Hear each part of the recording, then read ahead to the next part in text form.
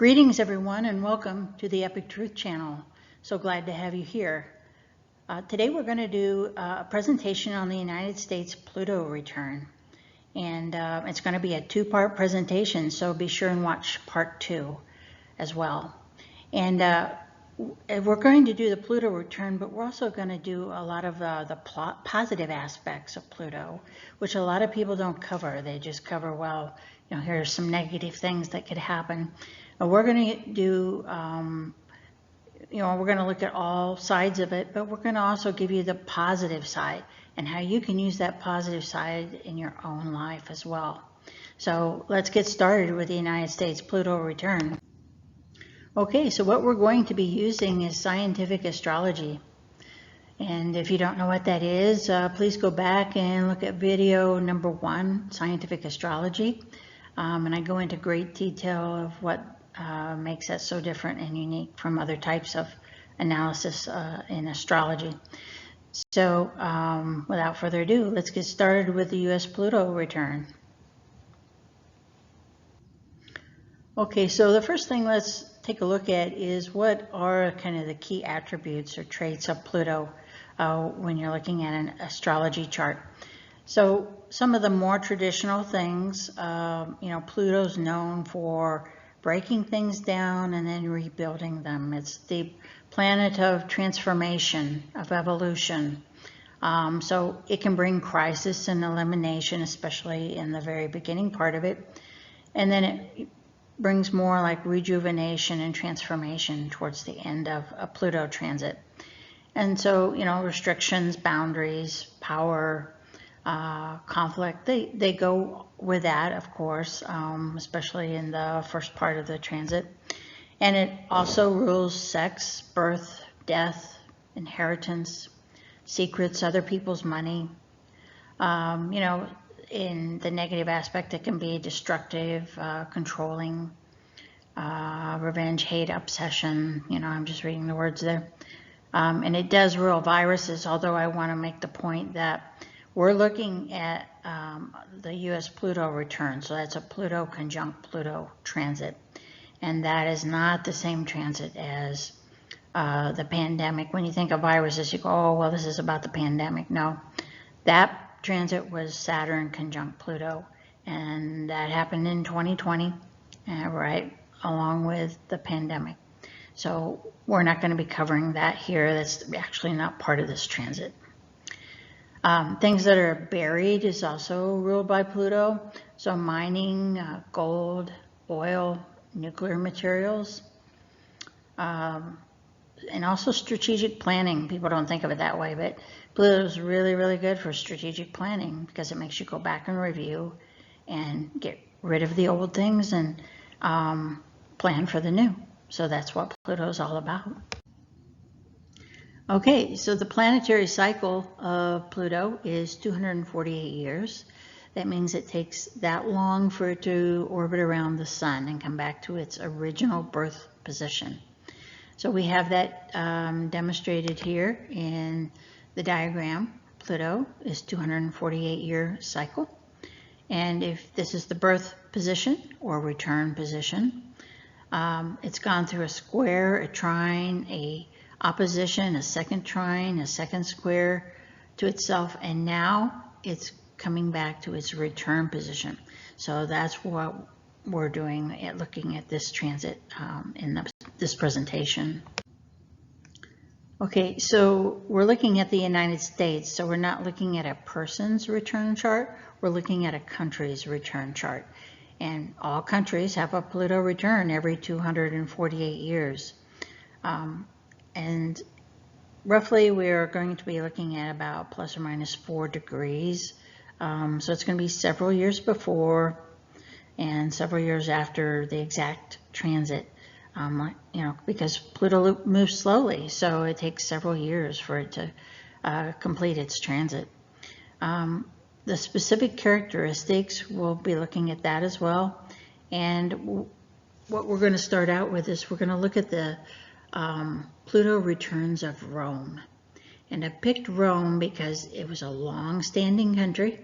Okay, so it's a country that existed for, hundreds and hundreds of years. It roughly had 5 Pluto cycles. And so we can look at those 5 Pluto cycles and compare that with the United States return. The United States is having its first return. And Rome is a lot like the United States and its progression through its life cycle. And so I think it's a really good study to look at Rome and then compare that with the United States return, because we don't have any previous returns for the United States to look at and say, well, this is what happened the last return, because this is our first return. So Rome is going to be probably one of the best examples to look at, okay, so how does a country progress through its Pluto returns and what really, happens at that point. Okay, so Rome is calculated to have started on April 21st, 753 BC. That's its birth chart or natal chart. And that's calculated by historians that have worked backwards and looked at certain dates of certain things happening. And this is the date that they've identified officially as the start of Rome. And Rome was started in the same location that Vatican City is today. So when you go to calculate the chart for Rome, you just use Vatican City. It's the same location. So the Pluto return was 248 years, and we're going to use about a plus or minus 6-year time frame to look at, okay, so what happened in that basically 12-year frame of time when the return was happening, 6 years before and 6 years after. And like I said, it's a long-standing country. You can really apply a lot of the Pluto return traits to any country. You'll find a lot of similarity if you look at the Pluto returns of different countries with what happened in Rome. And the United States is having its first return. So like I said, it doesn't have any Pluto return history yet. So we're going to kind of do a cross comparison of the United States with Rome. So Rome existed in 3 main periods of time. And when it started out in 753 BC, it's called the regal period. And it was the reign of 7 kings that reigned. So they didn't have Caesars or emperors yet. We still had, separate kings that ruled in that time span. And that was one Pluto return. So when they had their first Pluto return was when they became a republic. And that's called the Republic of Rome. So from 509 BC to 27 BC, we have the Republic of Rome. You have the Caesars. It's starting to probably be more familiar with most people how they envision what Rome was. And that consisted of 2 Pluto returns. So roughly about 500 years of history. And then thirdly, once the third Pluto return was completed, they became the Roman Empire. And so you can see there's major changes right at the Pluto return. So that's the first thing to note right here. And you had 2 Pluto return cycles with the Roman Empire. So this gives us 5 cycles of Pluto returns for Rome. So the first return happened right around 511 BC to 499 BC. And that's about a 4-degree orb, or plus or minus 6 years there. And this was called the regal period. It was 7 kings. And, it was a period of expansion and growing power. And so they became large enough where instead of kingship, now they're moving more into a huger, more consolidated republic. And so that happened right when the first Pluto return was happening. That happened in 509 BC. So you can see it's right in the middle. Get the pointer, 509 BC. And that's right during the first Pluto return. In the second Pluto return, 263 BC to 251 BC, started the Punic Wars between Rome and Carthage. And Rome eventually, it was a long-standing war. Rome eventually conquered Carthage and absorbed an enormous amount of territory and into its provinces, and expanded its power enormously. And so now it's becoming this big, huge, powerful republic that most people, that's how they think of Rome, is just hugely powerful and large. And so they're increasing in their land size and power and control over the world immensely during the second return. Okay, so the third return, 15 BC to 3 BC, that was representative of when Rome was reorganized into the Roman Empire. They were experiencing some chaos and instability at that time, a lot of military mutinies and that sort of thing. And so they got their first emperor, who was Augustus, in 27 BC. And he was a really, really good emperor. He reorganized the government and, got everything stable again. And then 16 BC to 9 BC marked successful military campaigns. They defeated the Germanic tribes, which added again a lot of territory to Rome, and all those were incorporated into Rome as new provinces. Okay, in the fourth Pluto return, 233 to 245 AD, that's known as the period of the crisis of the 3rd century. And it was a period marked by a lot of instability, mutinies, rebellions, invasions, anarchy, even a plague. In 238 AD, that was known as the year of the 6 emperors. They had so many emperors, they just either keep, getting killed or killed off, and just unstable. And then to make matters worse, they were starting to be threatened by the Persian forces. And then Rome had grown, to 12 times its original size by 180 AD. And by 235 AD, its resources were overcommitted, and it started weakening because of military spending and campaigns, and it just couldn't maintain itself. It expanded so far, and it was, had so many military campaigns, and it just went into a defensive mode, just trying to save what it already had. And it never did add any more territories to the empire again after that. And then the fifth Pluto return. So that's from 481 AD to 493 AD. The Western Empire of the Roman Empire went into slow decline, and then it fell in the year. Historians don't really agree on this. Some as early as 476 AD. Some say, well, it really didn't fall until 560 AD. So it was kind of a slow decline right in that time period, but it's right in the time period of the fifth Pluto return. And it fell due to, the government had become corrupt, unstable, lack of cohesion. It had split the empire into east and west to try to make it more manageable, and that totally backfired on them. It didn't work. It just weakened everything. Had economic recession, a crisis. They were threatened by the Huns that were looking to invade. Farming issues, a great divide between the rich and the poor, and a decline in traditional values.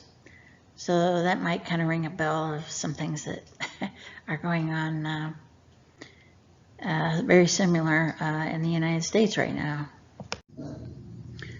Okay, so what this tells you, every country has a life cycle, even Rome, and everything evolves.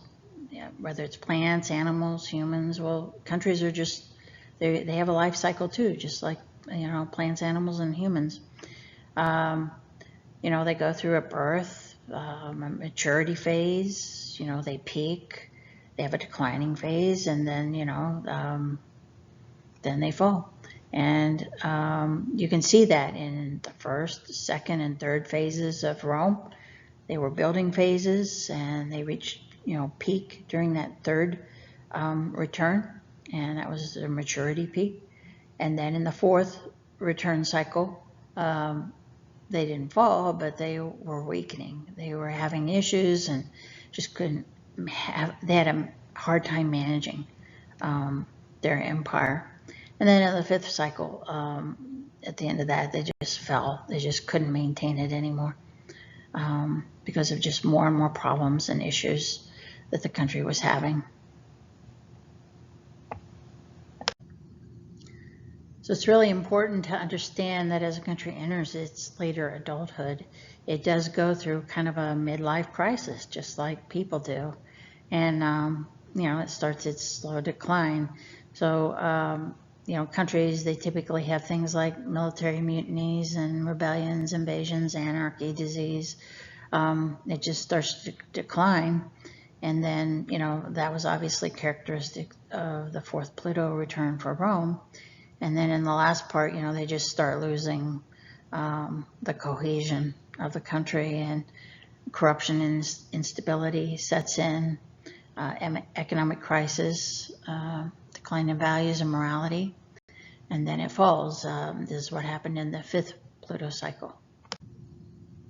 So another important point in looking at the country life cycle as it relates to Pluto returns is that some countries last several Pluto returns, like Rome. They lasted 5 Pluto returns, while others only last 1. You can look at other countries that were here and gone very quickly, so they just lasted 1 cycle.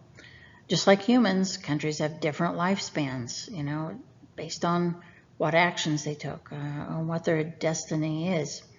Countries do well when their actions are positive, thus creating positive evolution, which the universe rewards. And it's the opposite. If they take wrong action,